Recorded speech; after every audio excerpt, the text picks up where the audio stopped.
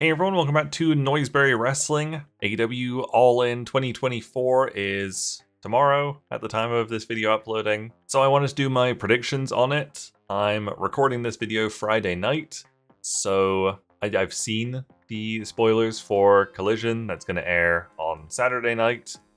I imagine some matches are going to be added during the Collision, but they weren't made apparent during the taping. Because I've only got a list of 10 matches as of Friday night, so I think the list is probably going to change a little bit. There's probably going to be 2 or 3 more matches added. Like, there's only one pre-show match I've got right now, so I'm guessing at least 2 pre-show matches are going to be added. But I'm just far too busy this Saturday to be able to record this not tonight.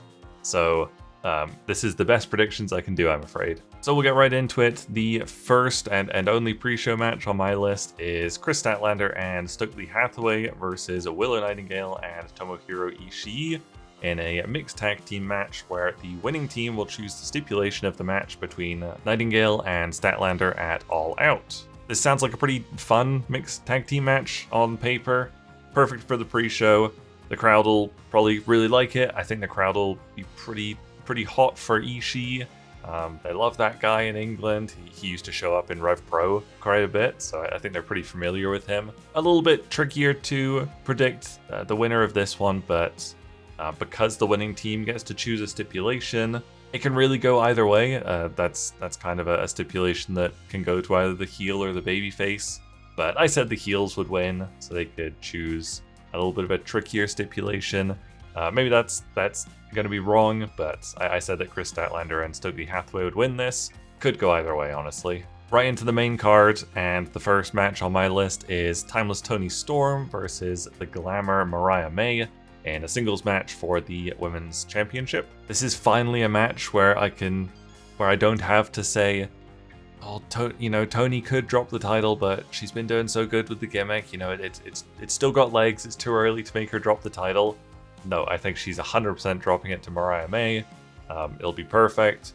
I think even though Mariah is from the UK, she's still going to be booed. That's how it seemed to be on the Dynamite episode from Wales this past week. There's just been so many times where Toni Storm's been defending the title, and I've thought, no, it's not the time to do it. It's not happening.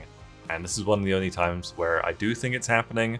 So I'm pretty confident that Mariah May is winning here. Next, I've got MJF versus Will Ospreay in a singles match for the American International Championship. I know that MJF's only fairly recently got this belt, and it's kind of fun. It's an okay gimmick. I'm just glad that MJF is a full-blown heel again, because I was so tired of babyface MJF. But I'm sure Ospreay's winning here. It's England. Ospreay's gotta win. Next, we've got probably the match I'm most looking forward to on the show is Jack Perry versus Darby Allin in a coffin match for the TNT title. These two are probably gonna kill themselves. Jack Perry was on the pre-show last year, famously was pretty much the reason that CM Punk got fired because of his Real Glass, Crimea River line on the pre-show right before the main show started. So it's great that he has a full show match this year. I've always liked Jack Perry. I've only liked him more since last year, and I'm just super excited for this match. I really think they're gonna do some pretty crazy stuff in this match. I said that Jack Perry's gonna retain. One of the main reasons is, he's only just won the TNT title. He's just created his own custom version of it, which looks really cool. It'd be a shame if he lost it right away. And also Darby Allin is already slated for a AEW World title shot at Grand Slam, which I think is in September, probably, maybe. So yeah, I think Jack Perry's winning that one for sure. Next, we've got Mercedes Moné versus Dr. Britt Baker DMD in a singles match for the TBS Championship. This one was probably the only one I really struggled with on this whole card. It's hard. This is quite a difficult one to pick a winner and a loser for. Mercedes has only recently won this title. She is quite a big star for AEW. On the other hand, Britt has only just come back from injury.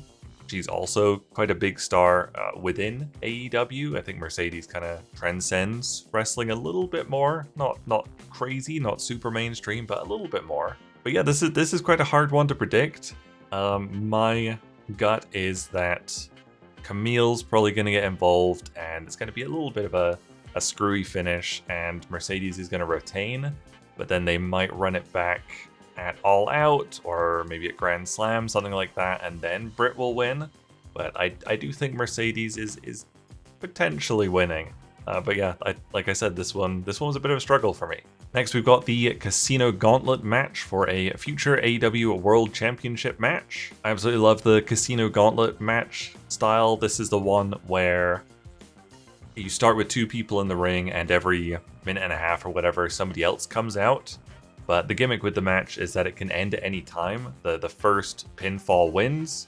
So theoretically, in kayfabe, there can be people waiting backstage to come out, but the match could end before they even get to come out. So it's one of the few gauntlet matches where you want to be the first entrant. And so there's only a couple of people announced for it so far. That would be Orange Cassidy at number 1. Then there's Mark Briscoe, Kyle O'Reilly, Hangman Adam Page, Evil Uno, and Roderick Strong. And so just going off the list of people entered, it's got to be Hangman, right? He's got to get the future title match opportunity, whether that's against Swerve or Danielson. Both make sense for Hangman to win. I absolutely love insane Hangman. I love Hangman did nothing wrong. Hangman, he's great. I had fun booing him when we were in Calgary, when they were in Calgary. But I absolutely love Hangman, and I only booed him then because he was against Danielson, and I'm probably never going to get to see Bryan Danielson wrestle again, so I had to cheer for him. But yeah, I love Hangman. I think he's probably winning this. Next, we've got Chris Jericho versus Hook in a last chance match for the FTW Championship. If Hook loses this match, he can never challenge for the title as long as Jericho is champion. Even without that stipulation, I was pretty sure Hook was winning. With the stipulation, I'm sure Hook's winning. I mean, he doesn't have to win the FTW title. But, I mean, if he loses, Jericho gets like a tiny bit more heat. Everybody wants him to go away anyway. He's going to get please retire chance in this match. It's kind of this match is a lose-lose for pretty much everyone involved. Hook could never challenge Jericho for the title, but Jericho could easily drop it, and Hook could win it again. I don't know if they want Hook with this title. I mean, he could go on to do other things, but he's been wrapped up with this title for like over a year, I think.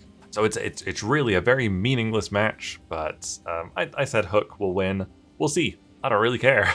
Next, we've got the Young Bucks versus FTR versus the Acclaimed in a 3-way match for the AEW World Tag Team Championship. Another sort of difficult one to predict, probably the second hardest one for me to predict. I'm still absolutely sick of FTR. Personally, don't want to see them win. Acclaimed, I'm also kind of really over the Acclaimed for some reason. I think they're probably just a bit overexposed now. Still love the Young Bucks. They've been champions for like 2 or 3 months, and this is like the second time they're defending the titles. I don't really want any of the teams to win this match, but someone's got to. I just tried to think what would be a good feel-good moment for Wembley. I think the Bucks are almost certainly dropping the titles, and it's going to go to either FTR or the Acclaimed. I said the Acclaimed, but it could go to FTR, but yeah, I said the Acclaimed. I think Wembley would like that a bit more. I don't know. We'll see.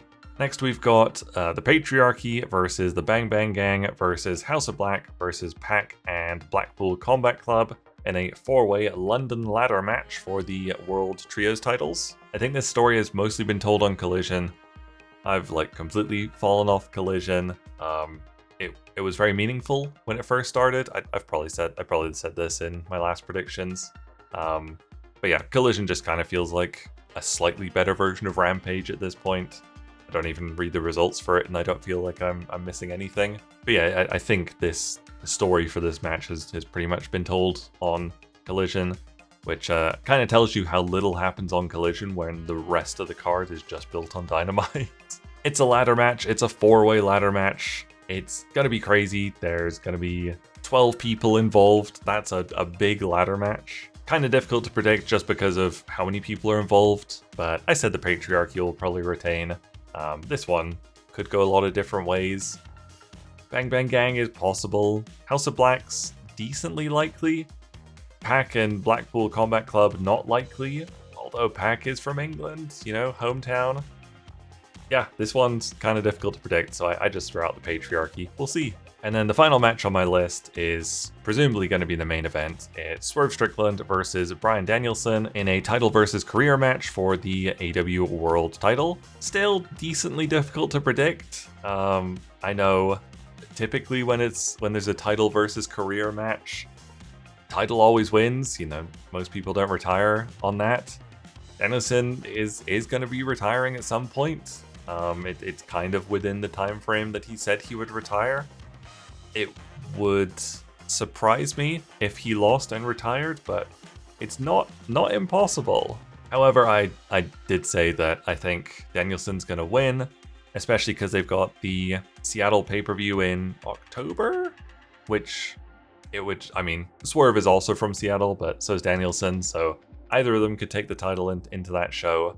But I think, and a lot of people have said this, but when you're still a relatively new company with a relatively new lineage for your world title, it's already decently prestigious. You've got some good people have held it. Hangman, Omega, you know, Jericho is the first champion. But to be able to say that this world title was held by Bryan Danielson, I think you've got to take that opportunity before he hangs it up for good. So I think Danielson is going to win this match, and it will just be a lovely feel-good moment to end the show off, and that's what I would like to see. There you go, those are my predictions. I'll have a little table of them up on screen right now so you can have a look at them. Let me know what you think of them. Hopefully not too many more matches are added between this video and the show. I'm sure a couple have been added, but I think this is pretty much all the most important ones. Let me know if you agree or disagree with any of them. If you think I'm completely out to lunch on any of them, I'd love to hear. Thank you guys very much for watching. Make sure you leave a like and subscribe if you enjoyed this video, and I'll see you guys later.